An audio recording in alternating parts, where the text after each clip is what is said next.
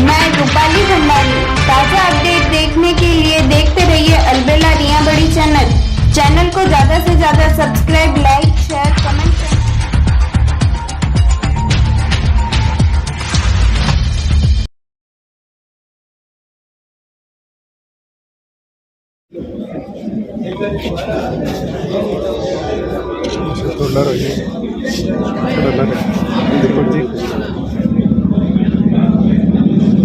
कांग्रेस में खलबली मची हुई है। अब मिर्जा परिवार भी बीजेपी का दामन थामने जा रहा है। इसीलिए हम मिर्जा परिवार के रिजपाल मिर्जा से बातचीत करने पहुंचे हैं। रिजपाल जी, आखिर क्या कारण रहे कि आपको अपनी पार्टी कांग्रेस को छोड़ना पड़ा? सर्वप्रथम मैं आपके चैनल का स्वागत कर रहा हूं कि आप मेरा इंटरव्यू करने के लिए आए। आपने पूछा किस कारण से आप कांग्रेस छोड़ रहे हो।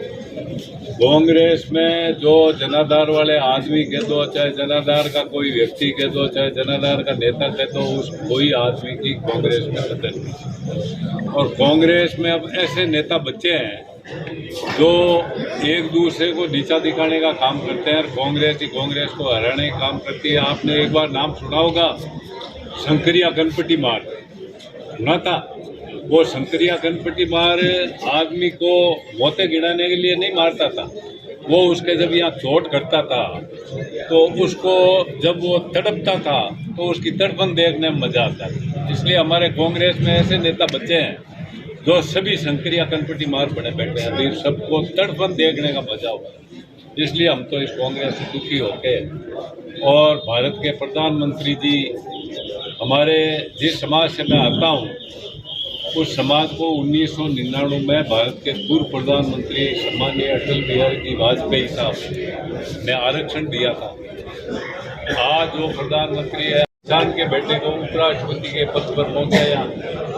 जो हमारे राजस्थान में हिंदुस्तान में किसानों के नेता हुए स्वर्गीय चौधरी चरण सिंह जी, उनको भारत रत्न से सम्मानित किया। इससे बढ़कर भारतीय जनता पार्टी हमारे लोगों को और क्या देगी। इसलिए हम तो सभी ये तय कर लिया कि इस कांग्रेस में रहने से कोई फायदा नहीं। हमारी कौम ने 50 साल तक इसको वोट दिया है और मैं मेरे सबसे ज़्यादा काम करूंगा जाट समाज को जगाने के लिए, उनको जगाने के लिए काम करूंगा कि भाई आपने 50 साल जो इस कांग्रेस पार्टी को वोट दिया है इससे आपको क्या हासिल हुआ और ना कुछ हासिल होने वाला है। अगर आप शंकरिया गणपति मार को पसंद करते हैं या एक विकसित भारत का सपना देखने वाले प्रधानमंत्री जी नरेंद्र मोदी जी को पसंद करते हैं तो वो अपने आप बता देंगे हम किनको पसंद करते हैं। मैं समझता हूँ कि हमारे जाने से और हमारी लोगों की अपील करने से, लोगों को समझाने से, लोगों को मनाने से मैं जानता हूँ इस समाज के लोग, सारे समाज के लोग इस बीजेपी में आ जाएंगे और भारतीय जनता पार्टी का कांग्रेस 20 साल तक मुकाबला नहीं कर सकती, ऐसी मेरा मानना है व्यक्तिगत रूप से। ये बुझी हुई धुनी है, हमारे मारवाड़ में जो धुनी जगाते हैं नहीं, ये बुझी हुई धुनी है। इसमें अब कोई नई चिंगारी पैदा करने वाला 20 साल में कोई नेता आ जाए या पैदा हो जाए तो मैं नहीं कह सकता। वो मैं लोकसभा के चुनाव में इन सब बातों का खुलासा करूंगा कि कौन शंकरिया गणपति मार है, किसने हमारे गणपति पे चोट की, किसने हमारे समाज की गणपति पे चोट की, किसने हमारे अनेकों अनेक नेताओं के गणपति पे चोट की। कई नेता तो इनमें से चले गए और कई अभी मौजूद हैं। मैं ये सारा खुलासा आपको लोकसभा के चुनाव में करूँगा। आज आप नेता हैं कांग्रेस के जो बीजेपी की सदस्यता ग्रहण कर रहे हो। हमारे नेता तो हमारी भतीजी बेटी है, तो ज्योति मिर्जा जो लोकसभा से उम्मीदवार है नागौर की, और इसके टिकट का ऐलान हो चुका है। हमारे लालचंद जी कटारिया साहब हैं, पूर्व कैबिनेट मंत्री राजेंद्र जी यादव साहब है, रामपाल जी शर्मा है भीलवाड़ा के, और आलोक जी बेनीवाल हैं, और सुरेश जी चौधरी है जो लंबे समय तक सेवा दल में जिन्होंने काम किया है, और भी हमारे ब्लॉक अध्यक्ष, पंचायत समिति का प्रधान, जिला परिषद के सदस्य और हमारे सरपंचगण, अनेकों अनेक जनप्रतिनिधि यहाँ भी आए हुए हैं। वो सभी आज भारतीय जनता पार्टी की सदस्यता ले रहे हैं। जनाधार वाले नेता राजनीति अपनी शर्तों पे करते हैं। बीजेपी पार्टी से आपको किन शर्तों पर एश्योरेंस मिली है? हमारी कोई शर्त नहीं है, ना हमारी कोई कंडीशन है, न हमारे का कोई मेरा खुद का स्वार्थ है, न हमारे को कोई स्वार्थ की बात करनी है, न हमारे को किसी प्रकार का लालच है। हमारे को सिर्फ और सिर्फ जो विकसित भारत का सपना देखा प्रधानमंत्री जी ने, उनके विजन पर काम करना है। और ये साबित करना है कि हम जहाँ भी रहते हैं ईमानदारी से रहते हैं। हमने गद्दारी कभी नहीं की। किसी पार्टी में रहे हैं तो ईमानदारी से रहे, जिस नेता के साथ रहे ईमानदारी से रहे। हमारी कोई हमारी लॉयल्टी से। पिछले दिनों डेगाना के मौजूदा विधायक अजय सिंह किलक और आपके बीच एक डीएनए वार छिड़ी थी।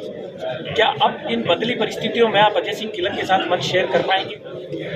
मैं मंच शेयर करूं या न करूं, अगर अजय सिंह जी किलक मेरे लिए ऐसी भाषा का प्रयोग करेंगे तो मैं करूंगा, नहीं तो मैं उनके लिए भी कोई ऐसी बात नहीं कहूँगा जो उनको चुभती हो या उनके परिवार के लिए कोई चुभती हो। अगर वो मेरे को चला के किसी बात से छेड़ेंगे तो मैं करूँगा, नहीं तो मैं क्यों करूँगा। वो अपना काम करेंगे, मैं अपना काम करूँगा।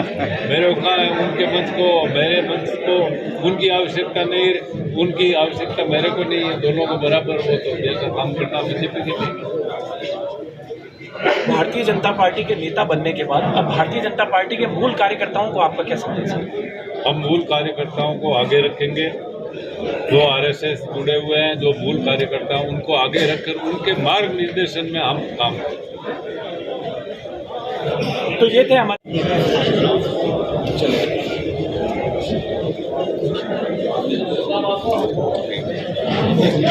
हमारे साथ रिचपाल मिर्धा, जो दिल से राजनीति